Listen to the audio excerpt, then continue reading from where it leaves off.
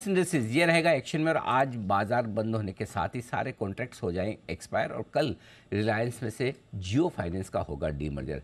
क्या है पूरी स्कीम, कैसे क्या होगा, कैसे कल क्या लिस्ट होगा, क्या प्राइस पर होगा, किस तरह से ट्रेड होगा, कब होगा। अगर आपको लगता है आपको सब कुछ मालूम है तो कुछ ना कुछ तो ऐसा होगा जो आपको नहीं मालूम है और वो बताएंगे सब कुछ आपको। वरुण बहुत कुछ होने वाला, कल बहुत कुछ होने वाला है। कैसे होने वाला है, क्या होने वाला है, सब बताओ आप। ठीक है अनिल जी, सब करके एक एक करके आपको सब बताता हूँ। पहले तो जो पुराना रिलायंस है वो आज खत्म, कल से नया रिलायंस आएगा। ओके। अब नया रिलायंस मतलब जियो फाइनेंशियल जो है वो बाहर हो जाएगा और केवल जो रिलायंस इंडस्ट्रीज है वो कल से रहने वाली है। आज जितने भी एफ कॉन्ट्रैक्ट्स है सब एक्सपायर हो जाएंगे। इनफैक्ट मुझे तो लगता है कि क्योंकि जब जब ऐसी सिचुएशन आती है तब ब्रोकर्स पहले ही अपने क्लाइंट्स को बोल देते हैं कि 12 बजे 1 बजे तक आप अपनी पोजीशन जो है वो स्क्वायर ऑफ कर लीजिएगा। तो ज़्यादातर मुझे लगता है कि जितने भी एफ में कॉन्ट्रैक्ट्स होंगे अब तक स्क्वायर ऑफ हो भी चुके होंगे। अगर आप प्राइस देखेंगे जितने भी अगले 3 कॉन्ट्रैक्ट्स की तो सब 2808 के आसपास फिलहाल ट्रेड कर रही है। तो ये जो है वो कॉन्ट्रैक्ट्स अब खत्म हो जाएंगे। अब कल सुबह क्या होगा, कल देखिए 9 बजे 9:15 जब मार्केट खुलता है तब आपको रिलायंस का स्टॉक जो है वो आज का नहीं मिलेगा, नया रिलायंस का स्टॉक मिलेगा। और बेसिकली कल एक स्पेशल प्री ओपन सेशन रखा गया है। जैसे कि अब एक नया आईपीओ की लिस्टिंग होती है उसी तरह का एक प्री ओपन सेशन रखा गया है जहां पे 9 से 9:45 के बीच में नए रिलायंस की प्राइस डिस्कवरी होगी और 10 बजे नया रिलायंस जो है उसकी लिस्टिंग होगी। आप सोचेंगे नया रिलायंस की लिस्टिंग होगी तो जियो कहाँ गया, तो जो जियो फाइनेंशियल्स है वो भी कल लिस्ट होगा लेकिन वो एक कांस्टेंट प्राइस पे लिस्ट होगा। कांस्टेंट प्राइस पे लिस्ट होगा मतलब क्या, जिस प्राइस पे वो लिस्ट होगा उसी प्राइस पे वो रहने वाला है और जब तक उसकी ऑफिशियल लिस्टिंग नहीं होती तब तक वो उसी कीमत पे रहेगा। तो अब जियो फाइनेंशियल्स की कल कीमत क्या होगी ये एक सवाल है। तो आज की रिलायंस इंडस्ट्रीज की क्लोजिंग और कल जब प्री ओपन सेशन में प्राइस डिस्कवरी होगी उसके बीच का जो डिफरेंस होगा उस पे जियो फाइनेंशियल जो है उसकी लिस्टिंग होने वाली है, ये याद रखिएगा। और सभी जहाँ जहाँ रिलायंस इंडस्ट्रीज लिस्टेड है यानी कि निफ्टी 50 में, निफ्टी 100, निफ्टी 500, हर जगह जियो फाइनेंशियल जो है वो भी लिस्ट होगा लेकिन एक कांस्टेंट प्राइस पे। अब इसके चलते काफ़ी सारे और बदलाव भी होंगे जैसे कि वेटेज बदलाव है।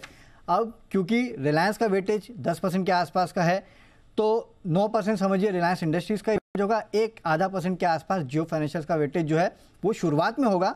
उसके बाद जैसे जैसे प्राइस चेंज होती रहेगी रिलायंस और बाकी 49 स्टॉक्स की तो वैसे वैसे वेटेज बदलने वाला है। अब ये बात भी है कि 9 बजे 9:15 बजे जब हमारा मार्केट खुलता है तो निफ्टी पे इसका क्या असर होगा। तो मैं पढ़ रहा था कि फिलहाल जो रिलायंस का वेटेज और रिलायंस का स्टॉक प्राइस निफ्टी को डिराइव करने के लिए होगा वो दरअसल प्रीवियस क्लोज का प्राइस ही लिया जाएगा तो उस पर कोई बड़ा इम्पैक्ट नहीं होगा शायद। अब बात करते हैं एफ कॉन्ट्रैक्ट्स की। तो एफ कॉन्ट्रैक्ट जाहिर सी बात है आपको कल 9 बजे से तो मिलेंगे नहीं, 10 बजे जब रिलायंस इंडस्ट्रीज़ की लिस्टिंग होगी तब आपको नए कॉन्ट्रैक्ट्स जो है वो उपलब्ध कराए जाएंगे जिसमें 5 जो है वो इन द मनी होंगे, 5 आउट द मनी होंगे और एक कॉन्ट्रैक्ट जो होगा वो एट द मनी का होगा। इसके बाद जैसे जैसे प्राइसेस आगे बढ़ते जाएगी तब सब्सिक्वेंट कॉन्ट्रैक्ट्स जो है वो आपके सामने और आएंगे।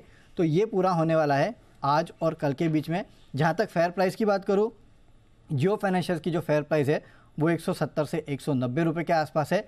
इसकी लिस्टिंग आने वाले दिनों में होगी और काफ़ी लोग ये अंदाज़ा लगा रहे हैं कि शायद दिवाली के आसपास होगी।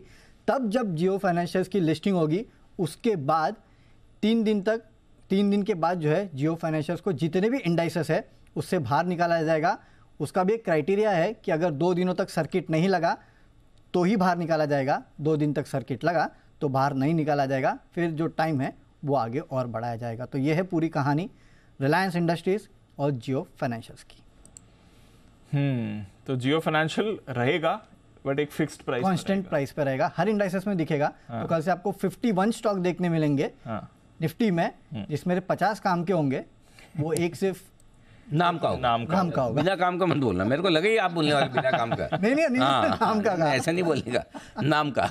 हाँ, कोई काम ना करे तो भी उसका भी नाम होता है, ठीक है। ऐसा नहीं कि सिर्फ काम करने वालों का नाम होता है। क्यों कुणाल जी?